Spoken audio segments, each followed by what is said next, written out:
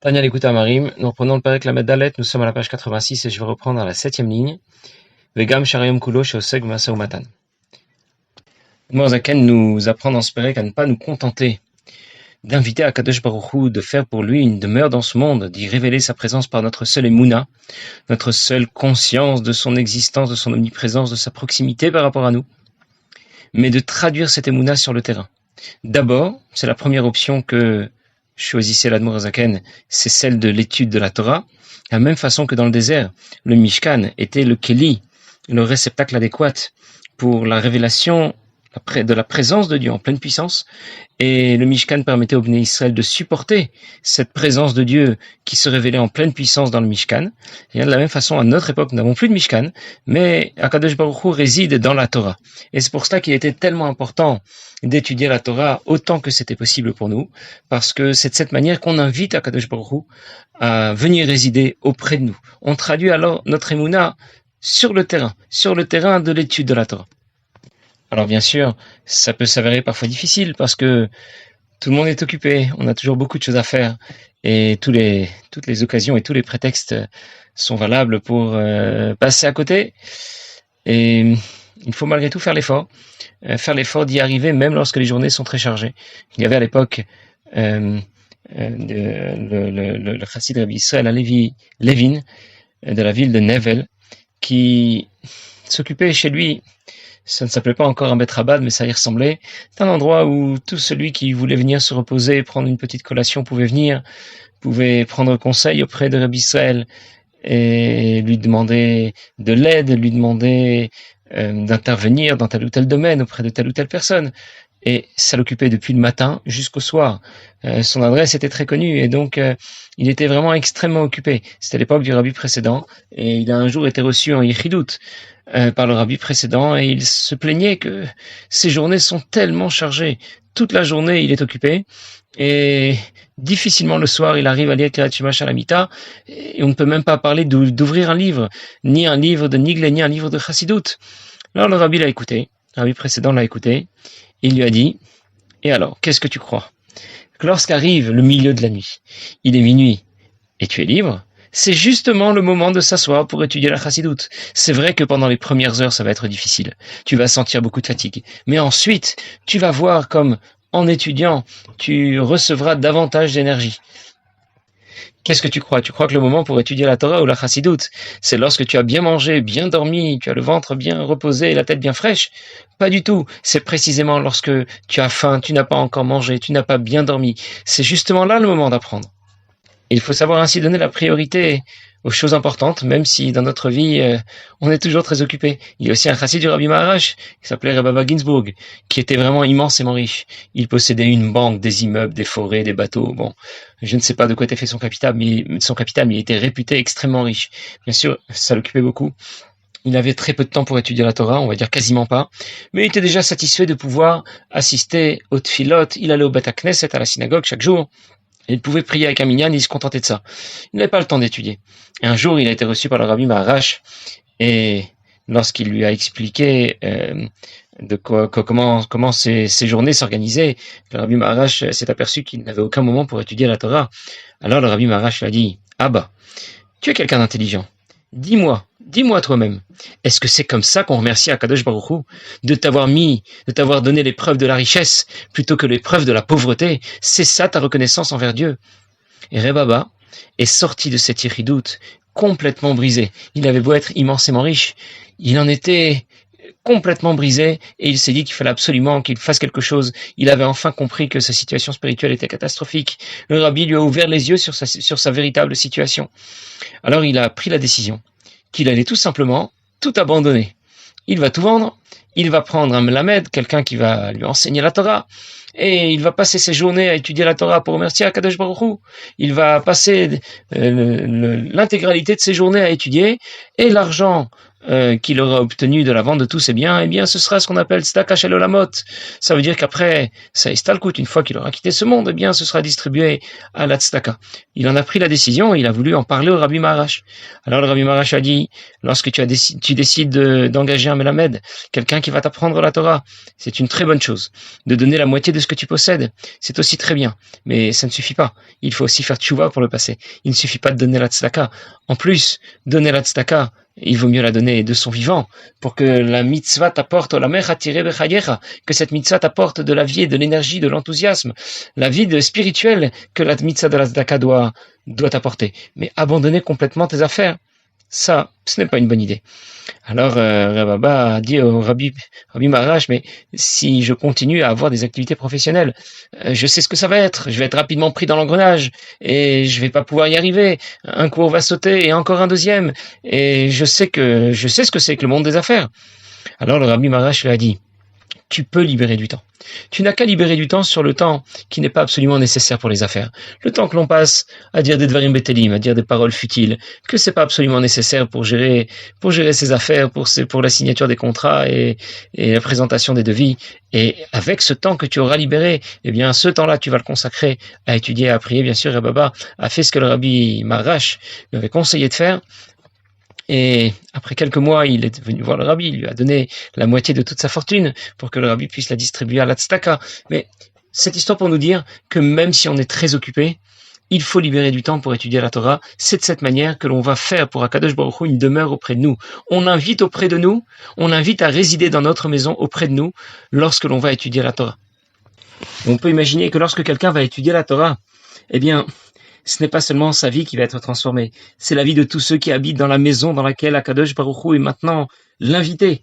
Et comme c'est écrit dans Yom Yom, le Rabbi rapporte une lettre dans laquelle, c'est l'extrait d'une lettre dans laquelle il s'adresse à quelqu'un qui justement se plaignait de tout simplement pas avoir le temps d'étudier la Torah, et donc il s'en plaignait pas, on va dire qu'il se justifiait par le fait que ses activités professionnelles étaient trop prenantes. Et dans cette lettre, le Rabbi lui dit que l'étude de la Torah c'est indispensable à la vie, mais pas seulement pour sa propre vie, aussi pas seulement pour celui qui pratique l'étude de la Torah, mais pour celle de sa famille. Grâce à la Torah, l'atmosphère de la maison respire la Torah, ça respire la Kedusha. Et c'est dans l'idée que nous venons de dire ici. Lorsque quelqu'un va étudier la Torah, il invite Akadosh Baruch Hu chez lui. L'ambiance à la maison est complètement différente, pour lui et pour toute sa famille. Mais a priori, après ce que l'Admor Zaken vient de nous expliquer, nous avons compris que lorsque j'étudie la Torah, Perek Echad Shachrit, Perek Echad Arvit, je l'étudie un peu le matin, un petit peu le soir, eh bien il n'y a qu'à ces moments-là qu'Akadosh Baruch Hu vient résider auprès de moi. Puis l'Admor Zaken va nous dire tout de suite, Vegam Sharayom Kulo, le reste de la journée aussi. Sheosek Bemasa ou Matan, le reste de la journée, il est occupé à ses affaires. Eh bien Yemechon et Shifto Yitbarech, il peut de nouveau inviter Akadosh Baruch Hu à résider auprès de lui. Faire qu'Akadosh Baruch Hu se révèle dans sa maison, qu'il brille en pleine puissance. Comment? Cette fois, ce n'est plus par l'étude puisqu'il n'est pas en train d'étudier. Alors, l'option que retient ici l'Admor Zaken, c'est Netinat Tzedaka Shitem Migio. C'est le fait qu'il va donner la tzedaka. Qu'est-ce qui lui permet de donner la tzedaka? Eh bien, c'est l'intégralité de ses activités professionnelles. Les 8 heures qu'il a passées à travailler, eh bien, il va prélever une partie pour la tzedaka et donc l'ensemble de son activité professionnelle. Et maintenant, Ushpezichanikvura est maintenant un lieu de demeure pour Akadosh Baruch Hu. Mais indépendamment de ce que vient de nous dire ici l'Admor Zaken, on peut même dire que lorsque quelqu'un étudie la Torah, si son objectif finalement, ou quand est-ce qu'il se retrouve, c'est lorsqu'il étudie la Torah et pas tellement dans son activité professionnelle, eh bien on va dire que toute la journée il était aussi en train d'étudier la Torah. On raconte qu'un certain Chassid Rabbi Yehuda Azim Omil, qui un jour, après son mariage, il était jeune, il a été rencontré l'Admor Emtsei, Rabbi Dovber, le fils de l'Admor Zaken. Et il voulait prendre conseil auprès du Rabbi Dovber, savoir quelle devait être son activité. C'est un jeune marié. Est-ce qu'il doit ouvrir une affaire? Qu'est-ce qu'il doit faire?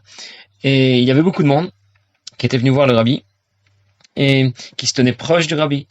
Et donc, il n'a eu que quelques instants pour s'adresser au Rabbi. Et ça bousculait un peu. Lorsqu'il a pu poser sa question et le Rabbi lui a dit qu'il devait ouvrir un commerce. Il n'a pas pu lui en dire plus. Immédiatement, il a été propulsé dehors tellement il y avait de monde. Alors quand il est sorti, il s'est dit tout de même, peut-être qu'il faudrait que j'étudie davantage la Torah, ouvrir une affaire, ouvrir un commerce, je vais plus avoir trop le temps d'étudier. Alors ses amis lui ont dit, écoute, tu devrais retourner voir Rabbi Dovber et lui reposer la question. Lui parler de tes doutes, de tes craintes.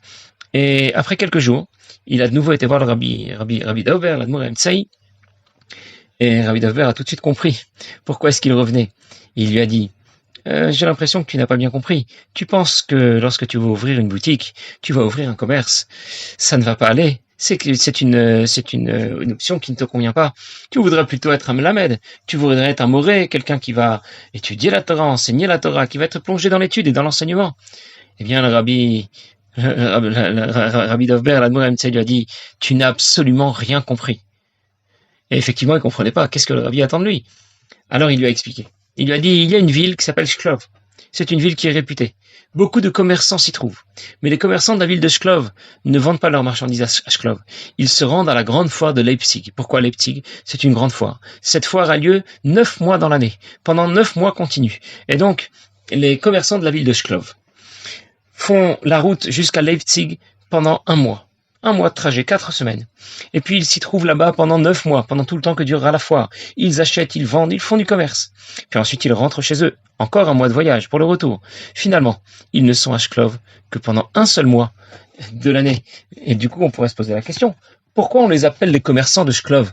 Finalement, ce sont plutôt des commerçants de Leipzig. Ils passent tout de même là-bas près de 9 mois. Ils sont 2 autres mois sur les routes. Donc pourquoi les appeler les commerçants de la ville de Shklov? Et le Rabbi Dovber lui a expliqué. Je vais te dire pourquoi. Parce que tout le temps où ces commerçants de Shklov se trouvent sur la route, pendant les 2 mois où ils sont sur le trajet aller-retour, et pendant les 9 mois pendant lesquels ils sont à Leipzig, tu sais à quoi ils pensent, tu sais quel est leur objectif, quel est leur but, c'est de retourner à Shklov, d'apporter de l'argent à leur famille pour qu'ils puissent avoir de quoi vivre, qu'ils puissent avoir de quoi s'acheter tout ce dont ils ont besoin. Et donc le fait que leur objectif, leur but, c'est le mois pendant lequel ils seront de retour chez eux à la maison, eh bien, on les appelle des habitants de la ville de Shklov. Eh bien, il en va de même pour toi. Tu vas être dans ta boutique, dans ton magasin, dans ton commerce. Mais si tout le temps que tu passes dans ton activité professionnelle, c'est pour pouvoir libérer cette heure que tu vas ensuite étudier, eh bien, on dira que l'ensemble de la journée, tu l'as passé à étudier la Torah. C'est comme si tu avais étudié la Torah toute la journée. Alors Rabbi Daizil a écouté Rabbi Dovber. Il a ouvert un commerce. Et c'est ce qui lui a permis, c'est ce qui lui a apporté sa parnassa pendant toute sa vie. Et puis un jour, il a tout de même voulu tenter. Il s'est dit, peut-être je vais quand même devenir un melamed. Je vais devenir un moré, un enseignant. Je vais étudier la Torah. Je vais enseigner la Torah. Il a essayé, mais ça n'a pas fonctionné. Apparemment, c'était vraiment pas pour lui. Mais ce que je voulais dire, c'est que même si je n'étudie pas d'un bout à l'autre de la journée, il est tout de même possible de considérer, puisque mon objectif au moment où je travaille, c'est de pouvoir libérer cette heure ou ces 2 heures de la journée pour pouvoir étudier, c'est comme si j'avais étudié toute la journée. Mais l'Admor HaZaken ici ne reprend pas cette option. Il nous parle d'une autre façon de faire d'étendre la présence de Dieu dans notre demeure, de lui faire dire à Batartonim, de l'étendre aux autres heures de la journée, non pas comme je viens de l'expliquer, par l'étude de la Torah qui se poursuit sur les autres heures de la journée de mon activité professionnelle, mais par la mitzvah de tzedaka.